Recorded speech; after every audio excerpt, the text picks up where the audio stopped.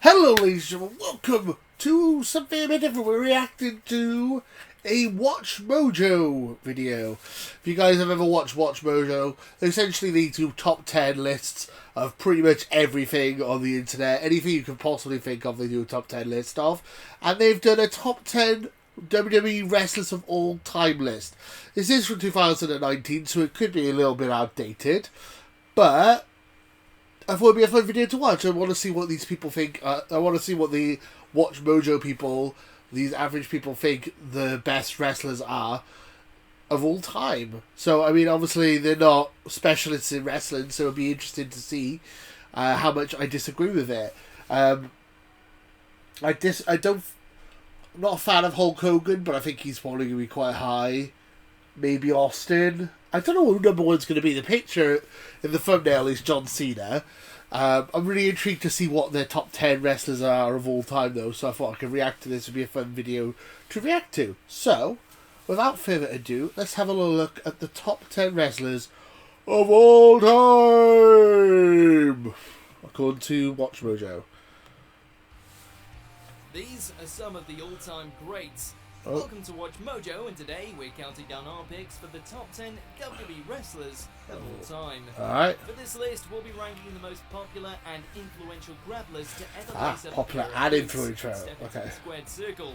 We realise not all of these legends spent They've shoved Daniel down in front of twice. House of Muscle, but they will be viable for inclusion Sean, yeah. as long as their music filled WWE arenas and their images were put up on that giant drum. It's John Cena going to be number one. You got Macho Man Savage. Oh yes, let me do a Slim Jim. Yeah, okay. Okay, Macho Man number 10. He's good. He's in the top 10, so that's a good start, I think. Let's continue. Let's have a little look what they're going to say about the Macho Man. We know what you're probably thinking. How is Macho Man kicking off our list? Yeah. You'd be right. That's just a testament to how many talented performers have stepped into a WWE ring. Not the least of which was this show-stopping, elbow-dropping icon. The Macho Man's intense promos were one of a kind, and his matches with the likes of Ricky the Dragon Steamboat, the stuff of pro wrestling legend. It's true. Savage shined during an era of giant performers and slow, lumbering matches, bringing to WWE his accelerated win rate, infectious charisma, and a character The elbow. with gangbusters as both a babyface And a heel. It's true. The Macho Man was truly one of the greats. Number 9, John Cena. Wow. Big Match John has been He's the thumbnail. He was so. Okay, I'm surprised. I thought John Cena would be actually closer to the top. So number 9 is Big Match John. Okay. Interesting. So the most, the biggest wrestler of WWE since the Attitude Era, I would say, like most pushed anyway. I'm kind of shocked he's so low. Actually, that's surprising. Okay, so John Cena, number 9, can't do an STF properly, as that picture shows. Is like he's not actually pulling on the neck. So. Okay, let's have a look what they're going to say about Big Match John. Burying up-and-coming young talent numerous times over the course of his illustrious career. But he did put people over as well. Anything away from the natural magnetic He didn't bury everyone. As a performer. John's early career signified the dawn of WWE's ruthless aggression era during the early and mid-2000s, where Cena earned his stripes as a promising rookie, saddled with an awkward but fun gimmick. As the rapping Doctor of Thugonomics, Cena put on good matches while honing his craft, working up the ranks to eventually become the WWE's most recognized star. Today, he's used that star power for good, doing charity work for the Make-A-Wish Foundation, while remaining a future WWE Hall of Famer. Number 8, Daniel Bryan. Oh, okay. Now we're getting controversial. Daniel Bryan. Bryan Danielson, number 8. He would be right up there for me. Wow, I don't know, of all time. He's one of my favourites. If I'm good I don't know. Interesting. 8. Daniel Bryan. Okay. Higher than John Cena, which is interesting. The Yes Movement was a big thing. I'm a massive fan of Daniel Bryan and Bryan Danielson. WrestleMania 30 is still my favourite WrestleMania because of all the Daniel Bryan stuff. Okay, let's keep going. Whether you know him as Bryan Danielson or the American Dragon, there's no denying that Daniel Bryan made his initial mark within the pro wrestling indie circuit. Bryan was already an underground star before jumping to WWE, but it wasn't a foregone conclusion that he would enjoy the same success in the big leagues. It took years of poor booking and forcing backstage hands for Bryan to emerge as one of the company's biggest stars. Thanks mainly to their desire to keep him down in the mid-card. The Yes movement couldn't be stopped, however, and Daniel Bryan managed to overcome injury and destiny to become a multi-time WWE World Heavyweight Champion. Number 7, Eddie! Revelarossa! Oh, Eddie, yes, I love Eddie. Who doesn't love Eddie? I mean, yeah, I haven't got much to say apart from that Eddie's fantastic, and he's the line cheating Steve. I'm surprised no one does the cheating thing anymore. Like Eddie mastered it, like the fruit. Like they do it every now and again, but yeah, it was like his whole gimmick, and he did it so well. And I'm surprised no one's done that since. I know it's kind of like iconic, but yeah. Anyway, what more can we say about Latino Heat himself, Eddie Guerrero? He cheats, he steals. Proven to be an influence upon countless performers in the years since his passing, with young talent around the world studying Guerrero's incredible career. He came from a wrestling family and cut his teeth performing in Mexico, as well as with ECW and World Championship Wrestling. Eddie was already a star from that promotion's cruiserweight division, and he managed to use this momentum into a transition with friends Dean Malenko, Perry Saturn and Chris Benoit over to WWE. Furthermore, Guerrero was able to overcome personal demons with a triumphant WWE Championship win over Brock Lesnar. No Way Out. So good. 2004. He cheated, but it was great. In front of the entire Eddie cheated! Number 6, Ric Flair. Woo! 6. Wow, okay. A lot of people put him at number 1. Ric Flair, number 6. Most decorated champion of all time. The biggest heel in wrestling history. An icon of the business. He's done some dodgy stuff outside of wrestling, but as if you look at his wrestling career as just that and not the outside of it, I don't really see how you can argue he should be top 2 or 3 at least. 6. I have no idea who the top 5 is going to be then. So we haven't had Hogan, we haven't had Austin, we haven't had Rock, so those 3 are still going to come, I imagine. Oh, we haven't had Shawn, we haven't had Taker, we haven't had Hunter. Okay, let's keep going. There are many wrestling fans out there. Haven't had any women as well, that's another point. They haven't mentioned that. Not wrong. It should be said, however, that Flair didn't need the WWE to make him a star, because he was already Okay, because this list is top 10 WWE wrestlers, so they say their argument is that because he was mainly a WCW guy. That's a fair point. I suppose Sting wouldn't be on the list for the same reason. And profiling in the AWA and NWA long before he made his WWE debut in 1991. That doesn't mean that Flair didn't have some amazing matches during his time in the company, however, such as the time he won the 1992 Royal Rumble after debuting at number 3, or his association with Evolution. Plus, his iconic retirement match with Shawn Michaels at WrestleMania. I'm sorry, I love you. 2008 was a true classic. A must-see for anyone interested in the pathos of pro wrestling as a legitimate art form. Number 5, the Undertaker! Yeah, okay. That's a good call. Dead Man, Undertaker, streak. I mean, what can I say about Undertaker? Yeah, fine. That's a good call. But of all the wrestlers on this list, there's just one best gimmick ever. Seems to personify WWE as a brand. Mark Calloway, aka The Undertaker, has managed to reinvent himself numerous times, while remaining a homegrown WWE stalwart and a locker room leader. The Undertaker has evolved from a mystical monster heel into a conquering dark babyface, from a demonic cult leader to a badass biker, all the while capturing the imaginations of the WWE Universe for generations. It's spooky. The Dead Man has delivered countless classics with the likes of Triple H, Shawn Michaels and Mankind, the latter of which made Hell in a Cell. Infamously tossed him off a cage during Hell in a Cell 98. Brutal. Often imitated but never duplicated, there will only be one Undertaker. Number 4, Bret the Hitman Hart. Oh, okay. Bret Hart, number 4.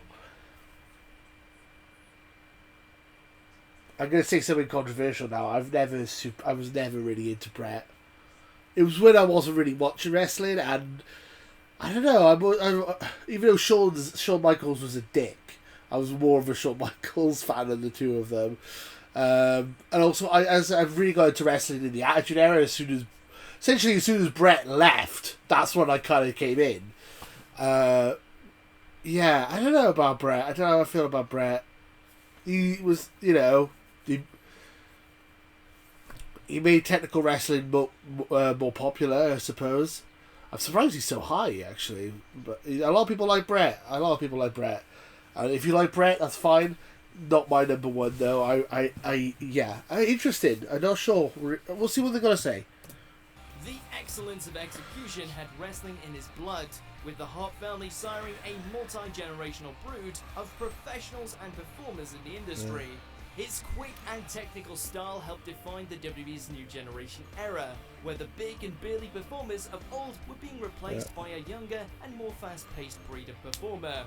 The Hitman always delivered the goods, whether as a tag team... He was amazing, don't get me wrong. Just wasn't my favourite. I didn't really grow up with him, though, that's the thing. Clotheslines may have defined the business in the 1980s, but Bret Hart helped mark professional wrestling as a technical exercise with real athleticism and charisma. Number 3, The Rock. Ooh, now we're getting somewhere. The Rock, number 3. Can you smell what he's cooking? My favourite wrestler as a child, my favourite wrestler growing up, yeah, The Rock. I mean, the biggest movie star in the world. I don't know, number 2. So Austin's got to be number... Austin and Hogan in 1 and 2, right? I don't know. Interesting. Well, so yeah, Rock. That's an obvious one. Dwayne The Rock Johnson is an international name today, but it was with WWE where the former Rocky Maivia honed all superstar. The Rock made an art form out of the pro wrestling promo. Trash talking. The performer delivers a monologue to further the storyline of their character. Yep. Johnson could talk and ad-lib with the best of them, and this enabled his character to mature from a generic babyface to the most electrifying man in sports entertainment. Was Rocky a great technical wrestler? No, but he delivered when it counted, and transcended his industry to become a worldwide icon. Number 2, Shawn Michaels. Ooh, okay. So that means either Hogan or Austin's not on this list. Oh, controversial. Controversial, Watch Mojo. Shawn Michaels, number 2, though. How did I forget Shawn? Shawn Michaels, yeah, of course. One of the most looked up to technical wrestlers of all time.